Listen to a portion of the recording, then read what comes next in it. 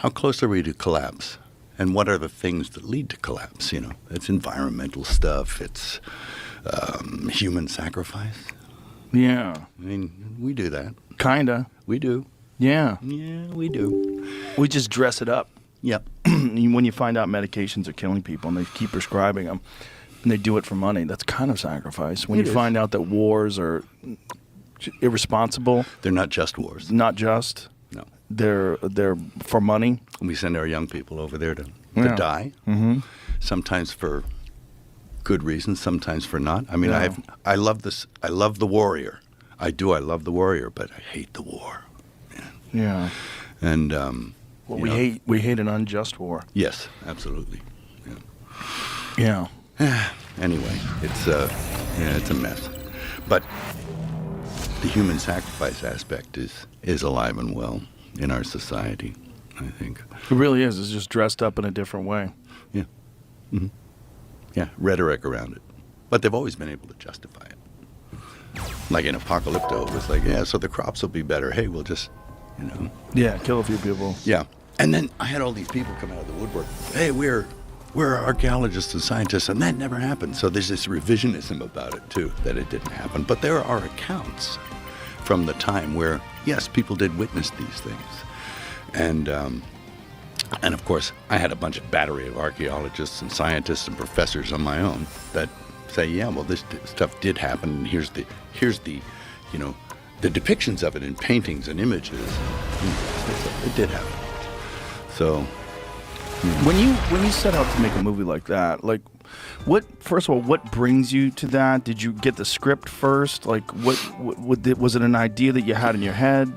It was. It just came from in here, and I was working on something, and a buddy of mine said, "So what do you want to do next?" I said, man, I want to direct something, and I always want to direct a chase film. He said, "What kind of chase?" I said, "A foot chase." He said, "What?" I said, "Yeah, people chasing you. I mean, there's something kind of primal and scary about a foot chase." And I think in order to have a foot chase, you can't have a society where there's any kind of cars or anything like that. Otherwise, you have a car chase. But I want to film a foot chase like it's a car chase. And he said, I said, "What are you thinking?" I said, "Well, I'm thinking if you go back before Columbus discovered America, you know." And it's like people assume that Columbus discovered America and then life began. I said, "I want to know what was happening right before he got there. And I said, so I had this idea that you see all this stuff going on and there's no time period on it, and then all of a sudden you date it by the arrival of Europeans. And I thought it's kind of like the Rod Serling, you know, Planet of the Apes ending. Yeah. It's like, it's kind of a cool ending. And he said, "Oh, wow." And he said, "Where do you think Columbus landed?" I said, "Well, no, let's look." So I looked up, and the first peoples he encountered were Mayan trading canoes off the coast of Honduras.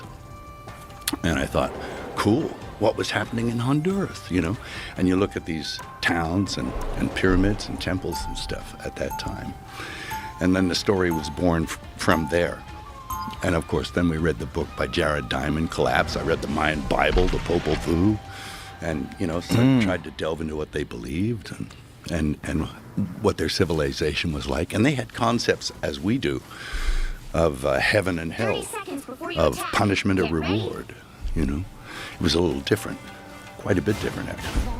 In fact, when I went down to the archaeological sites at El Mirador, they dug something up. And it was like, well, what is it? And I thought, we don't know. There was this carved image in the stone of this Mayan warrior drinking from an ear spool. And it was like, So they dug further and further, and it went like 26 meters down. And it was the entire story of the Popol Vuh, of the twins going into hell and getting their father's head and swimming back. And it's this crazy story.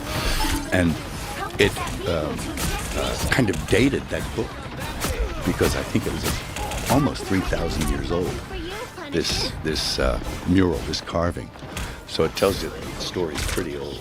And they thought initially it was probably back in the 1300s, but this confirmed that it was at least 2,600 years old or something. Oh, wow. Yeah, so it's pretty cool. That to be there when they're digging that stuff up is mind-blowing. Well, they're missing so much of the Mayan history. It's very interesting. Want some coffee? I want some water. That's water. Water. They're missing so much of the Mayan history, you know, because everybody's gone. But one of the, you ever see that very bizarre carving where it looks like there's a guy who's sitting in a cockpit of a spaceship, Yes. like looking through some sort of an eye thing? Yeah, they got some weird stuff. It's like Weird. Where there's fire underneath the chair. Like, what is that? they got dudes that look like Europeans. They have these guys with red beards, and helmets and stuff. Yeah. Like these Phoenician guys who probably traveled over there early on. Yeah. Probably maybe in the 6th century or something like that. So it wasn't that long a boat ride. So they probably went over there and made contact, and they thought they were gods or something, and then they went away again. And they said, well, wait for them to come back. And of course they did come back, but it didn't work out the same. No. No. No. Well, there's so many accounts of, people visiting, especially when you get into the Amazon. Sure. Oh, I don't know about the Amazon. Oh my God. Tell me about that. Well, first of all, the Amazon used to be filled with people, and most of the Amazon is man-made. The jungle in the Amazon is agriculture. Yeah, wow. Yeah. Okay. The jungle in the Amazon, they didn't even know this until fairly recently. Mm-hmm. And they now know from flying over, they use LiDAR, which is this light-emitting radar. So when they use this laser radar shit, when they fly over it, they're finding all these grids and pathways and cities in the jungle. So the jungle had consumed all these cities. I think there was millions and millions of people living in the Amazon. Yeah. And that Europeans came over, diseases, everybody dies, jungle consumes the city. People come back 200 years later looking for it, like the lost city of Z, like that story. Right. They go back to look, and there's nothing left. Yeah. Guns, germs, and steel. Yeah. Yeah. Great. Yeah. Wow. That's fascinating. I'll have to look into that. And we're going through all those things right now. Guns, germs, and steel. Oh, yeah. Oh, my God. Yeah. Germs. Yeah. The germs. I'm just on the tail end of some hideous flu that was going. I don't know. Did you get the H5N1 or whatever the fuck it is? I don't know what the hell it is. Yeah, I've had that. That was the swine thing. Mm-hmm. I had swine flu one time. Did you have that in 2009? Yes. Yeah. It was around then. Yeah. Yeah, it was an epidemic, a pandemic, whatever you want to call it. But it didn't have the same sort of press releases that COVID did. Sure. I got the swine flu. I acted more like a pig. Terrible. Wallowing in my own mud. So I like Flight Risk. It's a fun movie. Oh, that's a hoot. It's a hoot. I mean, I think the first thing you got to do with any film, and I think it's incumbent upon all directors, artists, to entertain first.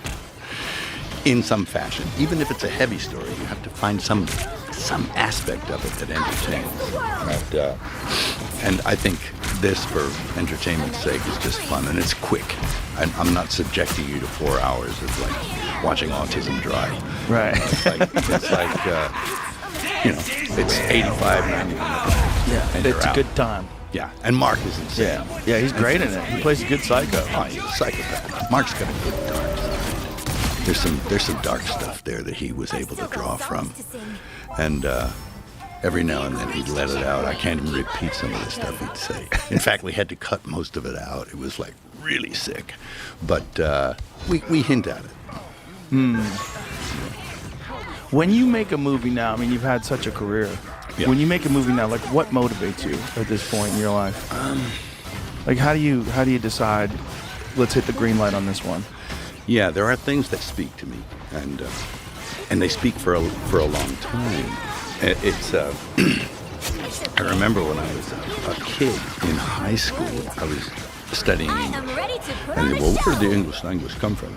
And they talked about, wow, it came from this old guttural German, Old Norse that the Vikings brought across. And I was thinking, wow, that's cool, the Vikings, And then immediately I started thinking, man, somebody should make a film about Vikings, and they only speak in Old Norse, because if they say if they speak English all of a sudden, right, you're not buying it. Right, if they're speaking some guttural language, you're sort of scared by it. It's like, that's scary to me. And then I said to myself, I'm 17 years old. Why am I thinking about making films about Vikings? I don't know anything about making films and not much about Vikings. So why the hell am I even thinking about that? But that was something that was early on, was like a drive, I guess, to sort of depict things like that. So I did films in other languages. I did Mayan, in Aramaic, in Latin. Yeah. And there's the power to that.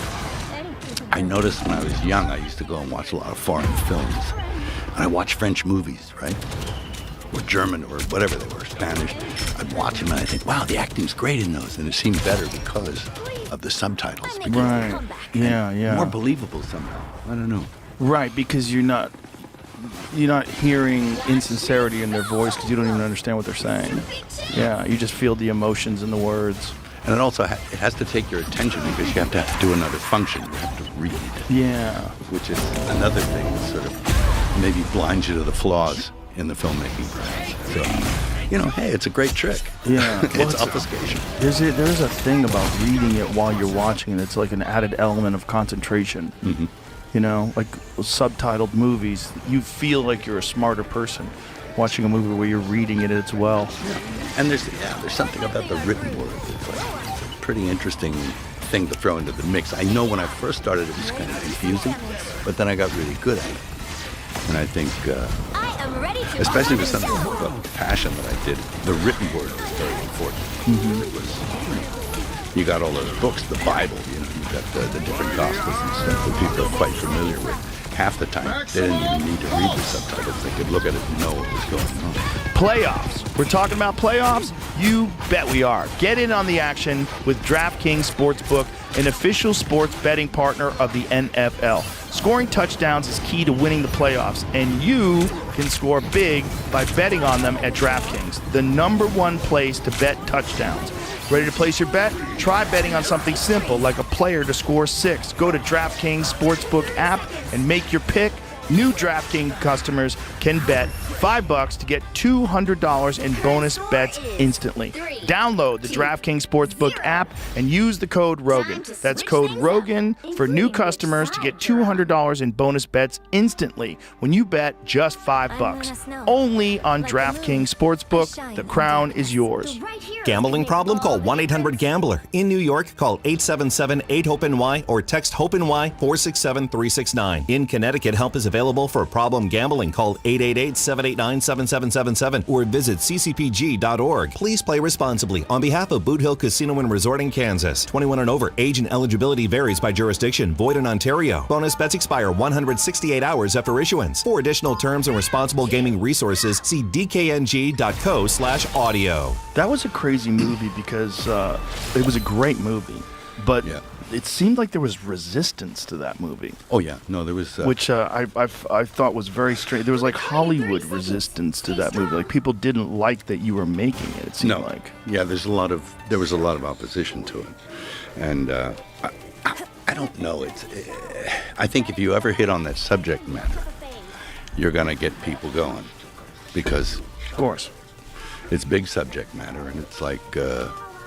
And my contention is, when I was making it, it was like, you're making this film, and the idea was that we're all responsible for this, that his sacrifice was for all mankind, and that for all our ills and all the things in our fallen nature, it was a redemption. So, and I believe that, I actually am. I was born into a Catholic family. I'm very Christian in my beliefs, So I do actually believe this stuff to the full. So depicting that was an honor, but it was also, you got the daylights beat out of you for it. Yeah, because there's resistance, first of all, from secular Hollywood, where for whatever reason, Christianity is the one religion that you're allowed to disparage. Yeah. Christianity is the one religion where people... all these progressive, open-minded, leftist people, they'll embrace all these different religions until it comes to Christianity. And for whatever reason, that represents like white male, whatever it represents, colonialism, whatever it represents, it's negative. Yeah, sure, it's gotten a bad rap, and people do feel free to beat up on it. Mm-hmm. Even I do when I see it's like, when it's not fair. When I think it's off. Right. Like, when they appoint some cardinal in some diocese and he's been covering up for, like, people who are child molesters. Yeah. Like Theodore McCarrick or Cardinal Wuerl or those kind of guys. I mean. Or the Pope. Yes. Yeah. Absolutely. Benedict.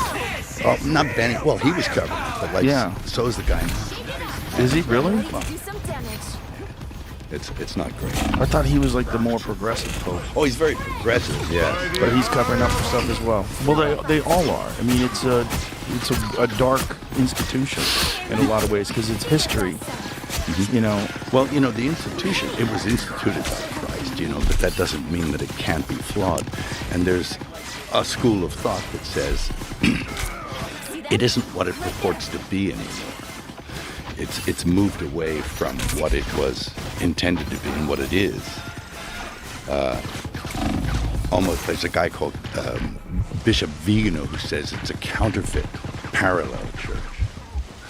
And it's running an entirely different religion. I don't adhere to a post-conciliar church. I adhere. Can you define what that means? Okay. There was an event that happened in the 60s. First, there was an event in the Vatican where they elected John the 23rd Pope, right, in 1958. I was 2 years old, right? He was elected, and it was a very funny thing that happened in the conclave.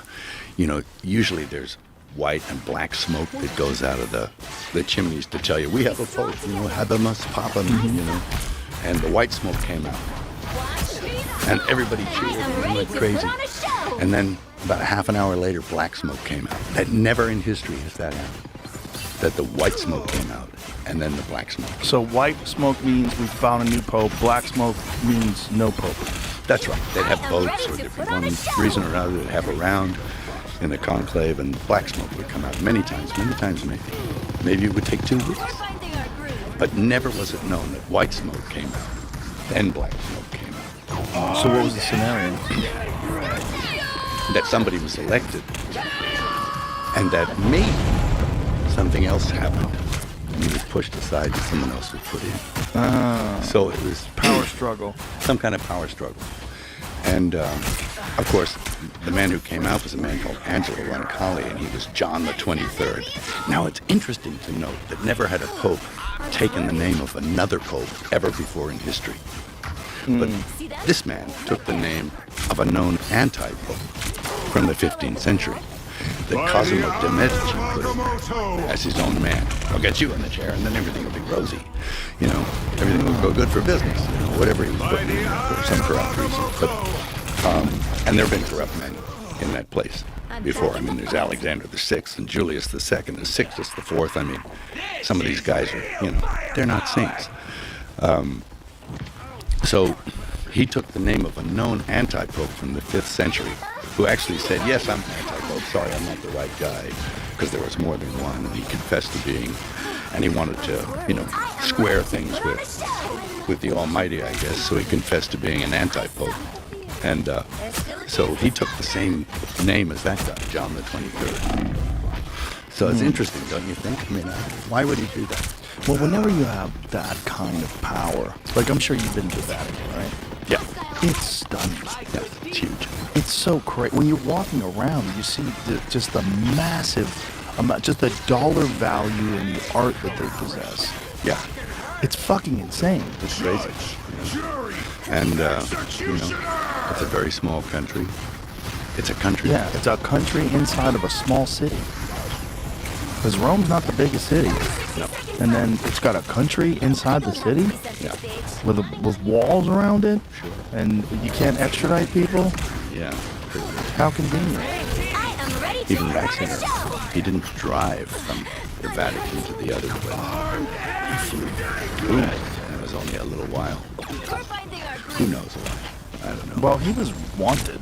Yes. Yeah, I mean, he had done, one of the things that he had done was he had moved a priest that had molested 100 kids, and he moved him to some new place where he molested deaf kids. Yeah. Yeah, I know. That's the dirtiest, most evil practice that the Catholic Church has been accused of. I think so, and many institutions as well, but that is a very bad one. And I think it's all part and parcel of the same corruption that crept in. And when you asked what's the difference between pre-Vatican II, so Vatican II happened, and of course they took the church and they reformed it, and they changed things in it. and it didn't necessarily agree with everything that went before it. And up to that point, yeah, you could find it agreed with itself. But all of a sudden, you got something else, to the point where now, I mean, we got a pope that brought a South American idol into the church to worship.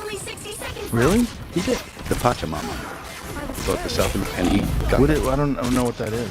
It's kind of like a South American god, Pachamama. Why would he do that? Good question. But he did. Did he have an explanation for why he did it? Yeah, it's kind of a weasel-worded thing. Like, all religions are just as good as one another. But, you know, if that's his contention... He shouldn't be the Pope. No. I mean, how can you be the Pope if you say all religions are just as good? Yeah, we all worship. You know. So, yeah, there's the Pachamama. There you go. So he brought that in. Yeah, into the Vatican. Then the hierarchy even worshipped it. They had a ceremony around outside. What? So, well, that constitutes apostasy. Yeah. That's an apostasy. Yeah.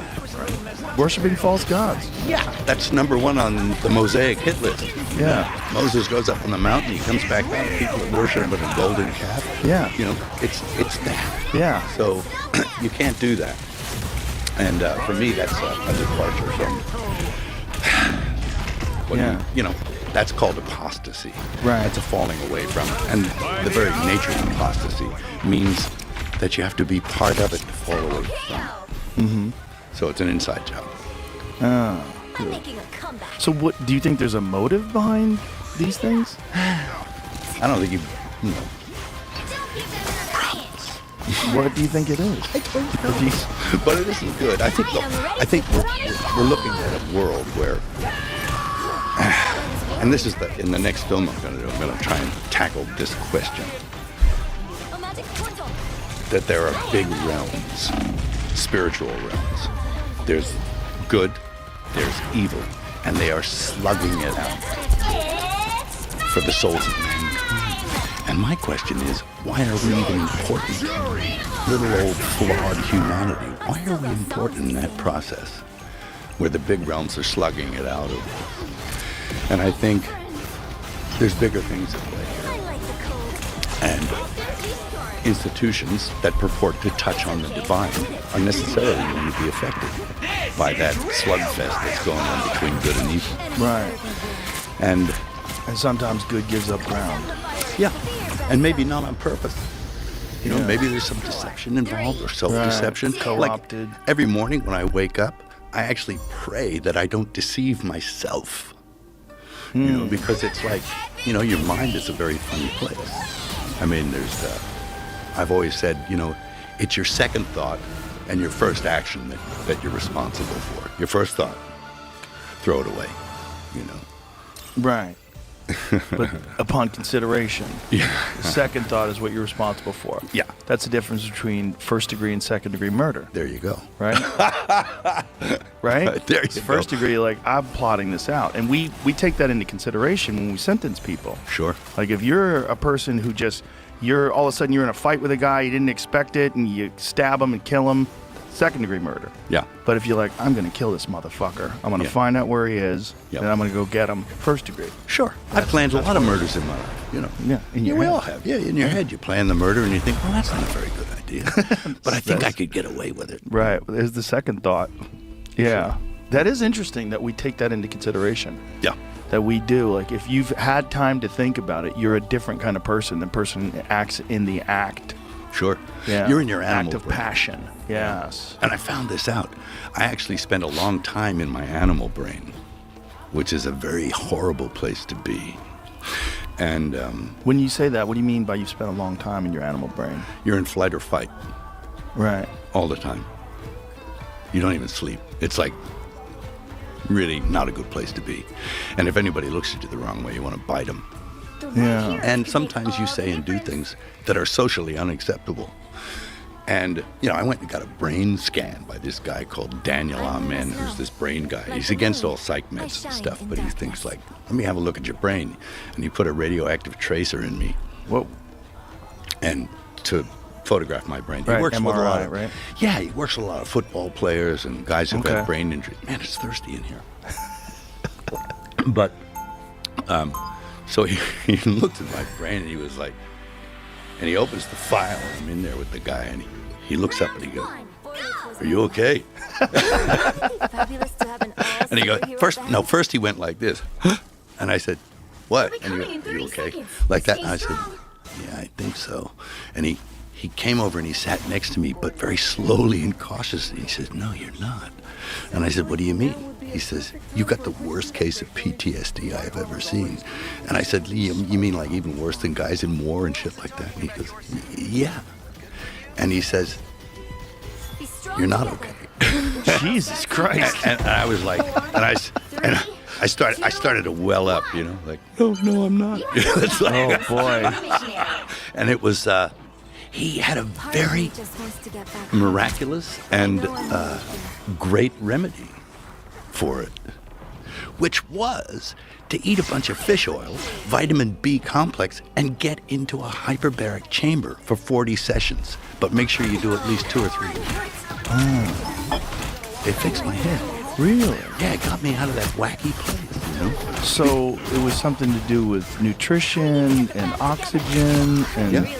And your brain is neuroplasticity. He explained neuroplasticity to me and how, okay, you could get brain damage and like holes in your head, and, you know, concussion. I used to play rugby. I've been knocked out on the field a couple of times, you know. That explains a lot. You know. Yeah. And so it actually, you can actually heal the holes in your head. They look like Swiss cheese. It's like horrible. There's a lot of these football players get like that too. The poor guys, I mean, they get depressed. Oh, yeah. You know, oh yeah. Hormonal imbalance, pituitary glands fucked up. Oh yeah. Yeah, absolutely. Not producing testosterone or human growth hormone correctly. That's correct. Yeah, depression, low energy. Yep. Irritability. Irritability might kill somebody. Terrible. Yeah. And it's just not socially acceptable. Plus, I don't want to go to prison. Yeah. Well, the rugby, I bet that's a giant factor. Yeah, I played from like 13 to probably in my late teens, and you get knocked around a lot. 100%. You know. Yeah, there's no ifs, ands, or buts about that. No helmet, you know. Well, people don't realize, like, even shots to the chest cause brain damage. Oh yeah. Yeah, that's what people are realizing now. Yeah, sure. You know? I mean, you know, and like I'm addicted to the UFC, right? I love it. But I know that these guys, I feel kind of sorry for them. I do as well. Yeah. And one of the guys, I knew one of the guys fairly well. And usually I'm pretty immune to but like, he was in there and he was fighting against Volkanovski. It was Brian Ortega. And he was getting his ass handed to him in one fight. He almost got him a couple of times. But like, Yeah, I almost submitted him twice. yeah, I know. But because I knew Brian, it was like my child, it was like my son was in there. Right. I almost started crying. I was like, and it got to me. I was like, I should probably feel like this about all these guys, but I don't know them as well. It becomes a problem for me when I'm friends with a guy. And then also I see when they're on the tail end of their career and they can't take shots anymore. And then when you talk to them, you recognize the speech patterns are slurring. Yeah. Yeah, I met Muhammad Ali when he was in a chair, you know. Ooh. And I don't know if I could even tell the story. What he said was so funny. But he was still in there, and he was still a little devil. And he was still fucking with people. Of course. But it was like, I can't tell the story. You can't? No, man. Okay. Well, Yeah. Footnote it. Tell me later. I'll tell you later. It's funny. But it was my assistant. It was what he said to my assistant. It was like so funny. And then he said it, and we all were like, whoa. And then I looked at him, and he was just laughing. He was laughing his ass off. So he was still all in there, but it was hard. I guess he had the damage of being punched. Yeah, trauma-related Parkinson's disease. Yes. Very common for fighters. Yeah. Yeah. It's not good. No. I got knocked out when I was in a fight when I was like 20, and it was like knocked out, like out, and it was I woke up in the hospital. Not good. No. Well, a few of those will explain a lot. Yes, it does. Yeah. And we didn't know that, back then. That's why it always drives me crazy in a movie when someone gets hit over the head with a gun and knocked out, and then 5 minutes later they're fighting and they're fine. You know, it's Or like, shot in the arm. You know, gonna kill you. That always makes me laugh too. But we used to do it. well, you kind of have to, right? Yeah. It's like Yeah. part of the whole thing of telling a movie. You gotta Sure. I mean, suspension of disbelief. Michelle Docker even brains Mark Wahlberg with a fire extinguisher at one point. He's back, you know. Brains him, shoots him. Oh, yeah. He's a cockroach. You can't kill him. It takes a lot more. You'll find out. Yeah. But we're, you know, people used to think that concussions were just something you recover from. Like, no big deal. You get a concussion, take a break for a little while, you'll be fine. You might not be fine. No, you're not. Yeah. I got a concussion at my daughter's wedding. This is really weird, okay? So she's getting married. Married a great guy. They got a great family. And a buddy of mine from Australia comes to the wedding. And he goes, he comes up, and I go to hug him. And he ducks down, and he comes up, and he puts his shoulder into the point of my chin. The guy weighs 240. And he puts his shoulder into the point of my chin and knocks me the fuck out. Jesus Christ. And I'm like, And like, for the next 4 months, I'm messed up. I have to get like a guy to work cranial sacral, you know, fix me up and stuff like that. It really messed me up. Fucking Australians. Yeah, there you go. Wild folk. Worse than Germans, yeah. Wild ex-prisoners. Yeah. Wild prisoner of Mother England. Yeah. Anyway. So this story that you want to tell about good and evil, like, do you have a script, or is it just a thing in your head? What is it? Yeah, it's the resurrection story, but it's not linear, because you can't really. It's hard to understand. So it's got to be put in a framework where you answer a few other questions as well. And you have to juxtapose the event itself against everything else so that it makes some kind of sense in a bigger picture, which is a hard thing to do. And it took my brother and I and a guy called Randall Wallace, plus my brother and I, took us 6-7 years to write it.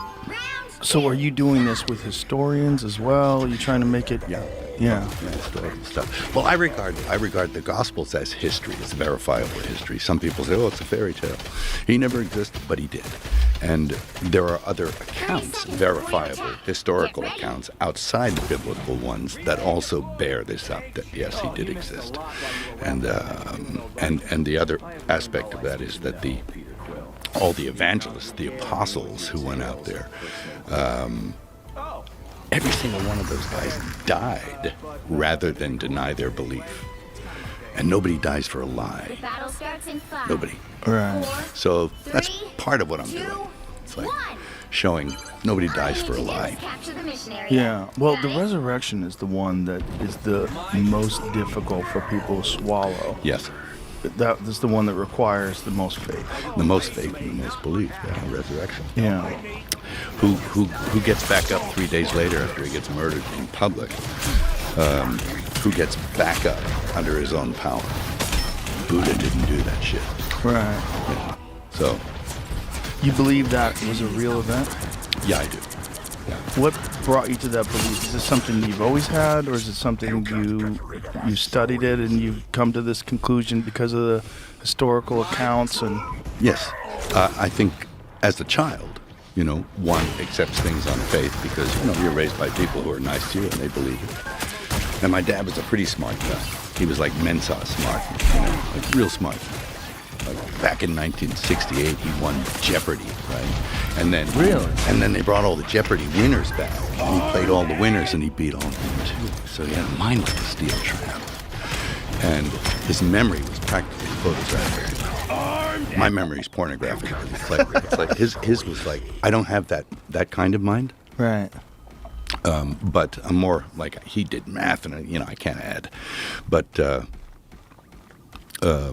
so as a child, you learn these things and you accept them on faith. And I still have that faith, but as I got older, I came to it through intellect and through reading and putting things together in accounts. And then occurrences, like in my own life. I mean, just recently they verified the Shroud of Turin. Have you seen that? I've been reading about it, and I know that there's some contention, there's some discussion and debate about it, but they used to think that it was only a couple hundred years old. Yeah. And now they've changed that. Yeah, they said no, it's active. They also don't understand how it was made, which to me is very fascinating because it's not paint. It's not. They don't know what caused the image itself and how that technology would have even been available. It wasn't a couple thousand years ago. an intense light. I mean, atomic. To leave almost like a photographic imprint on a piece of cloth. Yeah. And it's wild. Pull that up. Pull the Shroud of Turin up. Oh, yeah. It's wild to look at. Oh, yeah. It's so interesting. oh, yeah. And you can see it, that it depicts a first century Hebrew male because the hairstyle was from the first century, and a Hebrew hairstyle. That he was about 6 feet tall, that he was completely scourged all over his body. He was crucified. That's Yeah, it there. the one on the left is the one on the right is just like an artistic rendition. That's the face. Yeah, click on that one. The face. Yeah, that's good enough. Getting that large. That's Okay. fucking crazy. Yeah, yeah. Scourged, beaten, Yeah. a crap, the wounds on the thorns, the hands, the feet, and the scourging. And the hairstyle was from the first century.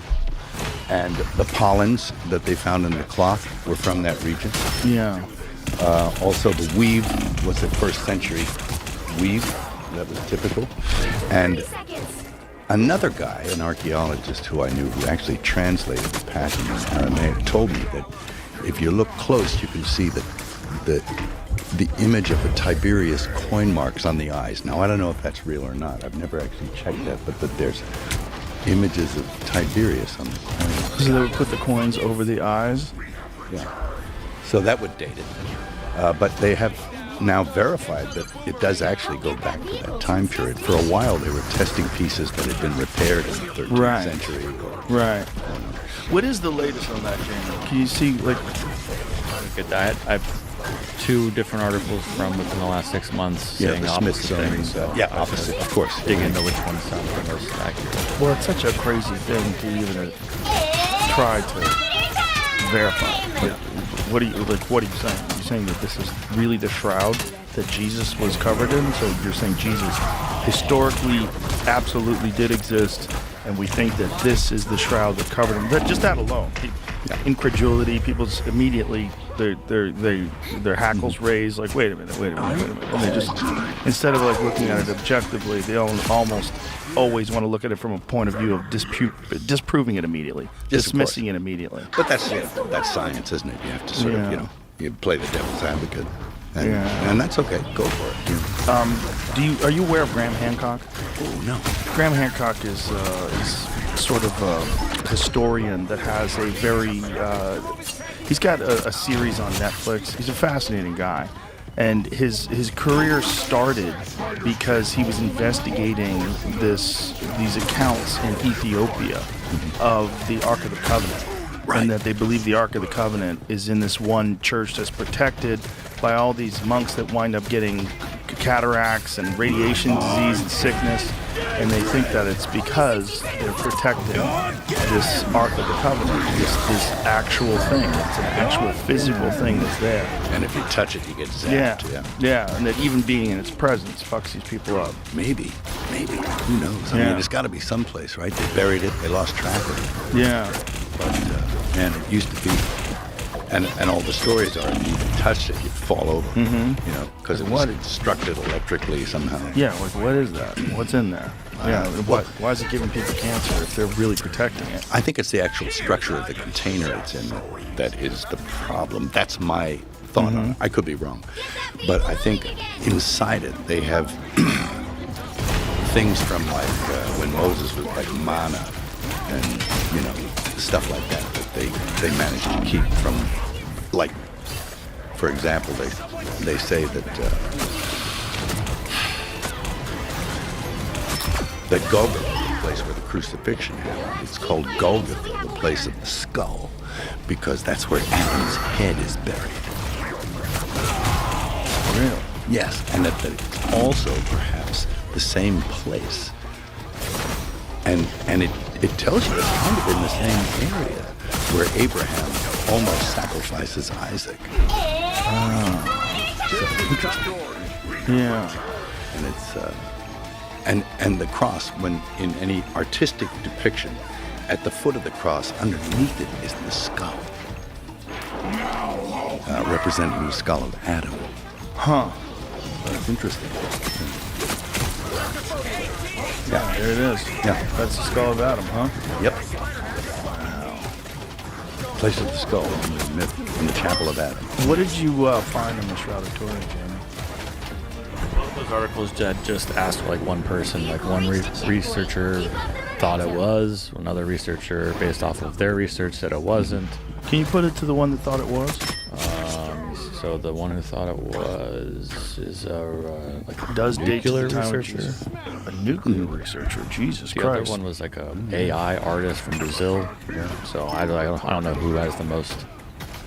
So it says, study published in the journal Heritage. The authors conducted dating work on a sample from the shroud, coming to the conclusion that it may be a 2,000-year-old relic. The shroud, which has long been the subject of intense scrutiny, features a faint image of a man some believe is the body of Jesus miraculously imprinted onto the cloth. While the latest study does not discuss the question of whether or not the artifact was indeed Jesus' burial shroud, specifically, the authors did find its age is roughly consistent with his time. Oh. Yeah. I think, isn't the Smithsonian guy out there? I don't know. Maybe that's him. But, yeah. There's for and against. There's always. Yeah, always. It's just. But the image. Yeah, it's pretty crazy. Yeah. Whatever it is pretty crazy. And the fact that they don't know how they made it is also pretty crazy. Yeah. It's not a painting. No. They're not exactly sure how it even came about. Yeah. It had to have been some kind of intense light. Well, the thought was that even trying to replicate something like that today would be incredibly difficult to do. Sure. It's like an X-ray vision. Yeah. It's like an X-ray. It's sort of, you really see it in the negative angle. Right. Right. It's like a negative. Yeah. Yeah. Hey, I buy it. But that's not the only reason. You know, there's other logical reasons why I believe it. So, Like one of those. Stuff that happens in your own life. The results you get from actually appealing to a power greater than yourself, you know.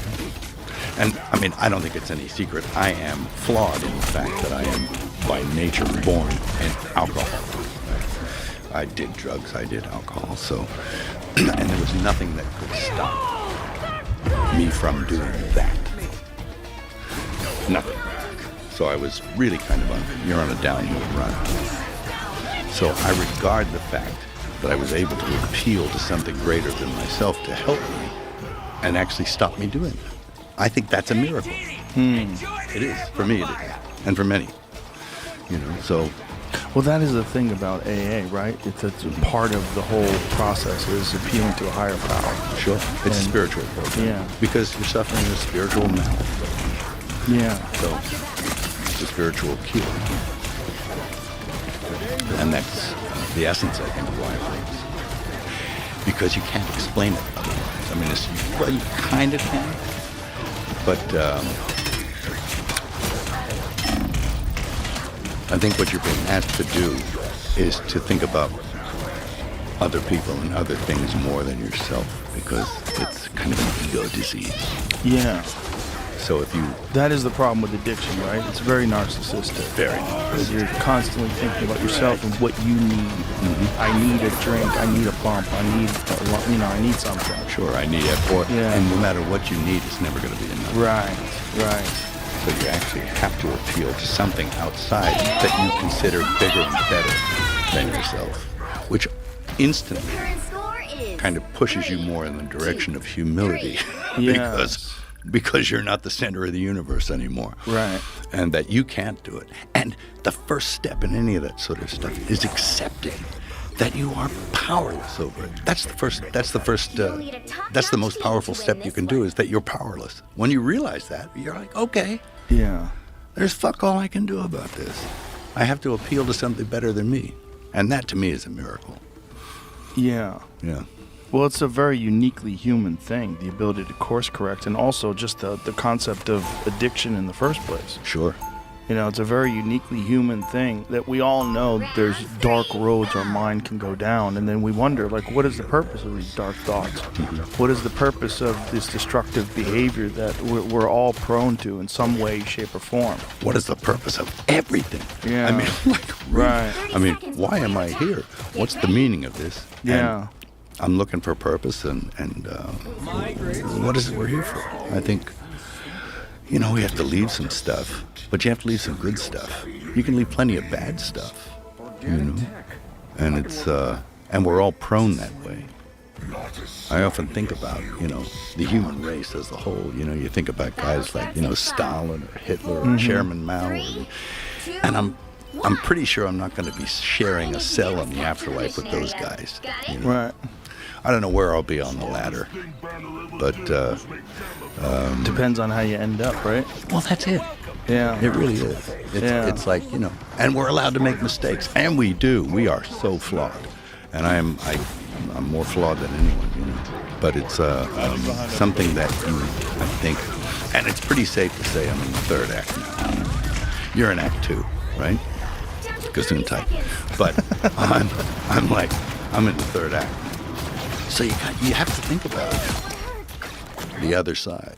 You have to think about what comes next. Is there a next? Yes, there is. I believe there is.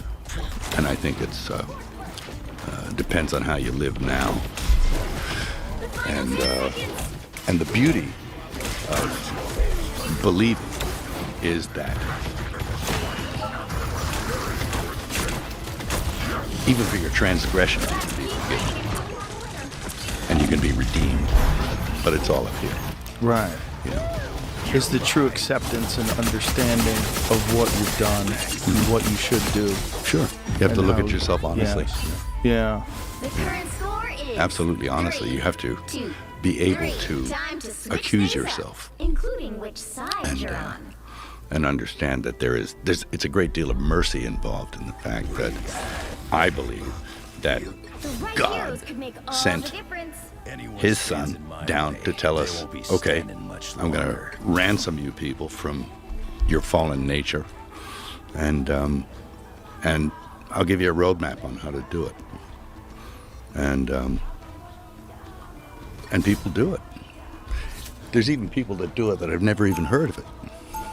You know, some guy in the jungle someplace, I'm sure. Right. Round 4. Go! Because the Creator is above the law. I mean, it's an interesting fact to note that the first canonized saint, He'll be you know coming who in it 30 was? seconds. No. The first ever confirmed canonization as a saint was Dismas. You know who Dismas was? No. He was the thief on the cross next to Jesus. Oh. And he says to him, you're going to be okay. This day, you'll be with me. Unbaptized, criminal, all that stuff. So Wow. Starts the in lawmaker is 5, above the law. 4, 3, So there's a lot of 2, mercy. 1. What about people that never experienced Christianity? What about the That's what I'm saying. uncontacted Yeah, people? That's right. That's what I'm saying. Some guy in the jungle. Yeah. It's been known that it's called invincible ignorance because they don't know what the truth is. Mm-hmm. You know, it's possible that they can be saved as well. You know. So, what are your thoughts on evolution?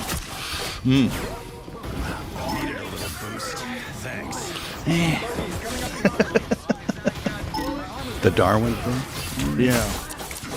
I don't really go for it. No? Yeah. Ice Age, dinosaurs, you know, what have they turned into? I mean, things became extinct at some point. I don't think I was some kind of like, you know, legless thing that crawled out of the ocean. I don't think I came from that. I think I was created. Do you think other things were legless things that came out of the ocean? Do you think like multi-celled organisms came out of single-celled organisms and there was some sort of a natural selection and random mutation and it led to everything else but us? Sure, look at gain of function. Right. You can make stuff happen. And I'm sure stuff did happen. But I think it's all part of creation. I think it's all order. I think anything left to itself without some kind of intelligence behind it will devolve into chaos. And so that there has to be some big intelligence that orchestrates everything. Not that we don't have chaos in the world, but I think that's our own making. But what do you think separates us from all the other creatures? Wow. I think we have a soul. We're created with a soul. And, you know, I went to a restaurant last night. It was a steakhouse in Austin. And it was interesting because all the pictures on the wall are pictures of animals that look resentful, like cows and steers staring at you, looking angry as you rip into a steak. But I just believe we are higher than those creatures because we have a soul, we have an intellect above theirs, and we aspire to higher things. We have aspirations. Right.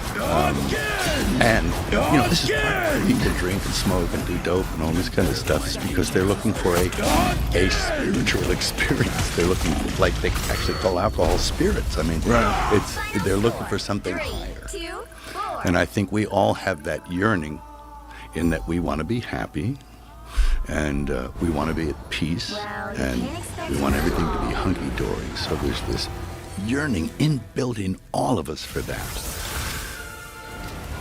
to aspire to something greater. And that's why we're inspired by stories, I think, because it's like, you know, hero stories. You know, Joseph Campbell's stuff, The Hero with a Thousand Faces and stuff. It's like these stories inspire us. I was at a party the other day in Tennessee, and you think, Tennessee, what's going to happen there? It's going to be squeal like a pig. No. Man, there's some people live in Tennessee. Sure. But like amazing people. And I found myself in a conversation with 4 tier 1 dudes, all of who did something extraordinary. And it was that Tom Slattersley guy. It was the Black Hawk Down guy. There was Sean Ryan, you probably heard of this guy. Friend of his. Yeah, right? Yeah. There was a guy called Christian Craighead. You know who that guy is? No. Whoa. And then there was Eddie. They wrote a book